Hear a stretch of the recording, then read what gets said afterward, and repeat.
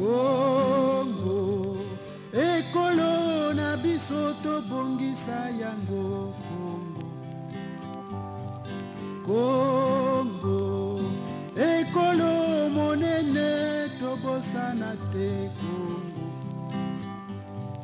Tolingana toyokana tosalisana malamu bongo tobongisa Congo. Tolingana toyokana tosalisana malamu bongo tobongisa.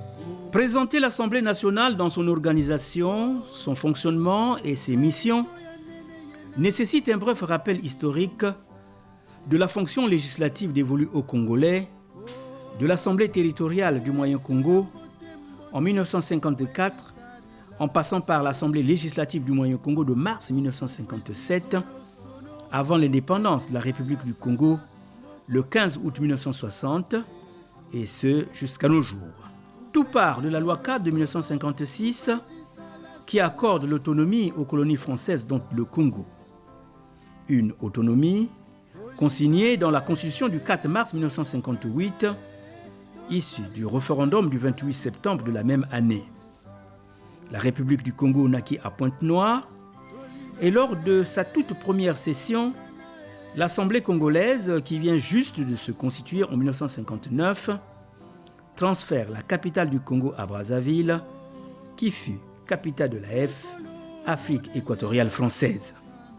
À titre de rappel, l'Assemblée territoriale du Moyen-Congo de 1954 comptait 36 députés, pour ne citer que Apollinaire Bazinga, Stéphane Tchichel, Mwamba Tsatou.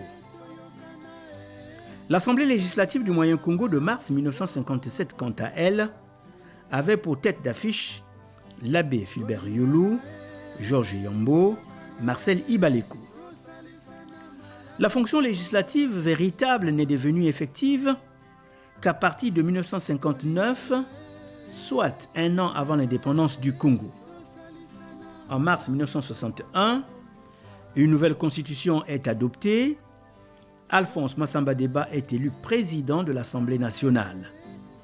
De 1959 à 1961, nombre de députés 61, les députés comme Hilaire Mavioga, Jacques Opango, Omer Okwere faisaient partie de cette première législature, alors que l'abbé Fulbert Yulu est élu président de la République. La deuxième législature va de 1961 à 1963, avec pour président Marcel Ibaleko, 58 députés, au nombre desquels Isaac Ibwanga, Mambeke Boucher, Gabriel Obongi, Martin Onyangue. Le président Fulbert Yulu, devant son intention de créer le parti unique, les syndicats provoquent la grève générale, une émeute éclate, le président Yulu démissionne. Alphonse Massamba Deba est porté à la tête de l'État comme président de la République.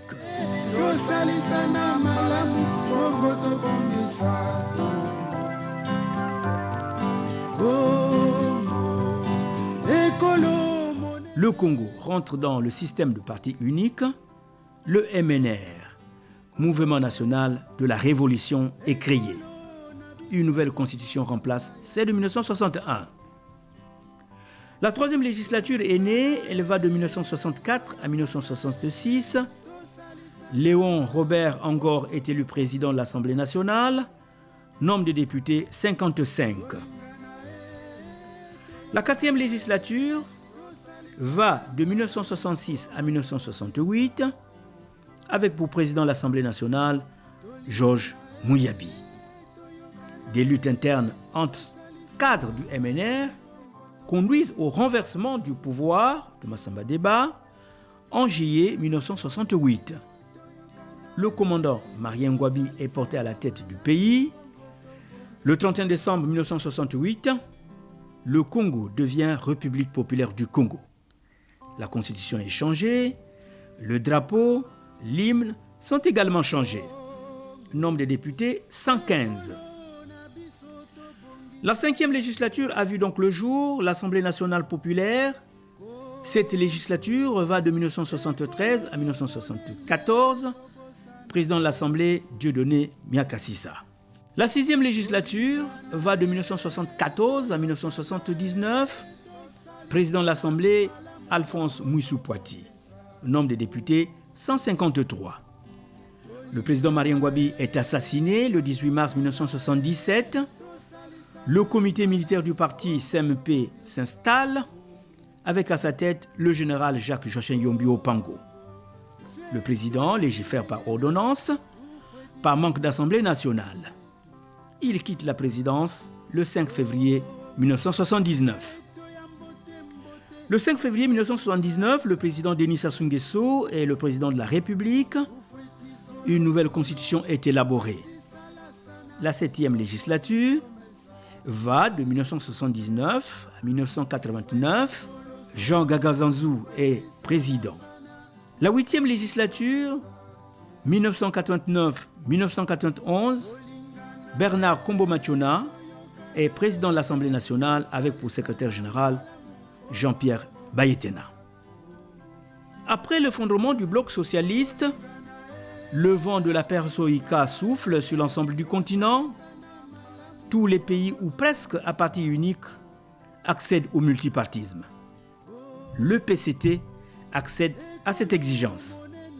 Le 25 février 1990, la conférence nationale souveraine se tient à Brazzaville sous l'égide d'un prélat, Monseigneur Ernest Kombo. La 9e législature, Conseil supérieur de la République, est mise en place de 1991-1992. Président, Monseigneur Ernest Kombo. Secrétaire général, Georges Kwaoulou. Nombre de conseillers, 49. Une nouvelle constitution est élaborée. Août 1992, élection présidentielle, Pascal Lissouba est élu président de la République. La nouvelle Assemblée nationale de l'ère démocratique est mise en place. C'est la 10e législature. Septembre 1992, président de l'Assemblée nationale, André Mouélé. Secrétaire général, Pierre Mpassi.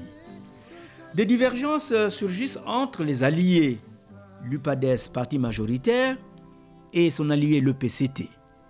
L'article 75 fait l'objet de beaucoup d'interprétations. Le président de la République, Pascal Lissouba, décide de dissoudre l'Assemblée nationale. Les Congolais repartent au vote pour élire de nouveaux députés. Un nouveau président de l'Assemblée nationale est élu en la personne d'André Milongo, député UDER Mouinda, élu avec le concours de l'UPADES, alors parti majoritaire. De 1993 à 1997, secrétaire général Julien Mufunda. Le 5 juin 1997, la guerre éclate, toutes les institutions tombent. Le président Denis Sassou Nguesso revient au pouvoir, met en place un conseil national de transition qui a entre autres missions de mettre en chantier une nouvelle constitution en vue de relancer le processus démocratique. 1998-2002, Justin Koumba est élu président du Conseil national de transition avec pour secrétaire général l'actuel secrétaire général, Madame Guillaumette Kiakoma. 12e législature, 2002-2007, Jean-Pierre Tshisekedi Kaya est élu président de l'Assemblée nationale. 13e législature, 2007-2017, Justin Koumba. La 14e législature va de 2017 à 2022 avec pour président l'honorable Isidore Vouba. Nombre de députés, 151, dont 17 femmes. Conformément à la Constitution du 25 octobre 2015, l'Assemblée nationale est, avec le Sénat, l'une des deux chambres constituant le Parlement congolais. Le bureau de l'Assemblée nationale est composé de 7 membres. Le président, l'honorable Isidore Mvouba, il oriente, coordonne et contrôle les activités du bureau. Il ouvre et clôture les sessions de l'Assemblée nationale, il dirige les débats des séances plénières, il préside la conférence des présidents, etc.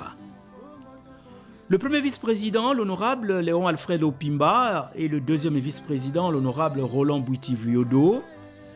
Les deux vice-présidents suppléent le président de l'Assemblée nationale en cas d'empêchement. Le premier secrétaire, l'honorable Pierre Obambi, et le deuxième secrétaire, l'honorable Joseph Kinumbi Kiambungu, les deux assistent le président de l'Assemblée nationale dans la préparation des réunions du bureau et de la conférence des présidents. En même temps, le premier secrétaire supervise l'activité du secrétariat des séances de l'Assemblée nationale. Quant au deuxième secrétaire, il est chargé de la communication, de la presse et de l'information.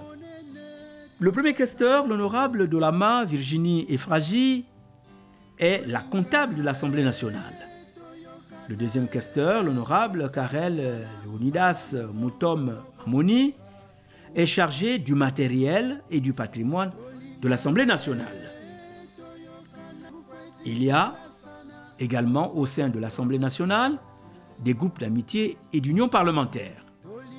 L'Union interparlementaire, l'Assemblée parlementaire de la francophonie et l'Union parlementaire africaine. Ceci rentre dans le cadre de la diplomatie parlementaire. Deux groupes parlementaires font valoir leurs idéaux.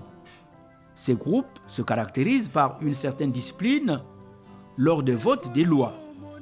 Le groupe PCT et apparenté est conduit par l'honorable Jean Jaurès Ondélé. C'est le groupe parlementaire de la majorité. À côté, il y a le groupe parlementaire UPADES et Alliés. Il est conduit par l'honorable Honoré Sailly. C'est le groupe parlementaire dit de l'opposition. Les députés qui ne veulent pas intégrer un groupe peuvent rester en dehors de ce groupe. Ils sont alors dits non inscrits. Au cours de cette 14e législature, on a vu, selon l'esprit de la Constitution, la reconnaissance du chef de file de l'opposition. Il est issu du parti de l'opposition, ayant remporté plus de nombre des députés. Et dans le cas d'espèce, c'est l'UPADES. Son premier secrétaire, l'honorable Pascal Satimabiala, assure cette fonction de chef de file de l'opposition congolaise. La vie du Parlement est organisée autour de 3 sessions par année, période au cours de laquelle les parlementaires se réunissent pour légiférer. La première session s'ouvre le 15 octobre et se termine le 23 décembre. C'est la session budgétaire où les parlementaires votent la loi des finances. La deuxième session s'ouvre chaque 1er février et se termine le 10 avril. C'est la session administrative. La troisième, elle, s'ouvre le 22 juin et se termine le 13 août. Elle est aussi administrative. Mais toutefois, il peut, sur la demande du gouvernement, avoir une session extraordinaire. Avant la conférence des présidents, les membres du comité de coordination se réunissent sous les auspices de l'honorable président. Il est composé des membres du bureau de l'Assemblée nationale, des présidents des différentes commissions permanentes, des présidents de groupes parlementaires. Et vient ensuite la conférence des présidents. Elle réunit, en dehors des membres précités, le gouvernement, représenté par le Premier ministre, et puis le chef de file de l'opposition. Question d'arrêter lors du jour de la session en cours. La plénière, c'est l'instance suprême de l'Assemblée nationale. Elle est souveraine. Cette plénière est ouverte même à ceux qui ne sont pas députés. Les séances sont publiques. Avant la plénière, les députés travaillent dans les commissions, des travaux en commission. Elles ne sont pas publiques. La commission ne reçoit que les membres de la commission, le ministre en charge du projet de loi ou les députés auteurs d'une proposition de loi, mais aussi des sachants quand le besoin se fait sentir. L'Assemblée nationale s'appuie dans l'accomplissement de ses missions sur une administration dirigée par un ou une secrétaire générale, secondée par un secrétaire général adjoint. La secrétaire générale, Madame Guillaumette Kakoma, dirige l'ensemble des directions et services de l'Assemblée nationale sous l'autorité du président de l'Assemblée nationale. Au sein du secrétariat général, on compte 9 directions suivies des différents services. La secrétaire générale veille à la bonne application des textes et au bon fonctionnement des différents services. Un personnel soumis à la discipline. L'Assemblée nationale de la République du Congo est ouverte aux autres assemblées, pour ne citer que l'Assemblée parlementaire de la francophonie APEF, qui développe plusieurs activités, entre autres la mise en place d'un parlement des jeunes, une structure d'éveil pour les jeunes, un cadre idéal d'échange entre eux. La deuxième activité s'est tenue du 12 au 13 juin 2018, un séminaire de renforcement de capacité des parlementaires sur l'intérêt d'une communication parlementaire institutionnelle. Pour terminer, l'Assemblée nationale, en tant qu'institution, se développe et s'adapte à l'évolution des institutions politiques et juridiques du pays. Son rôle, à savoir voter les lois, contrôler l'action du gouvernement, a connu des fortunes diverses, d'une simple chambre d'enregistrement avant l'indépendance en 1960 à une chambre légiférant aujourd'hui. Son siège provisoire est au Palais des Congrès et bientôt, elle va intégrer son nouveau siège situé en face de l'immeuble du ministère de la Justice.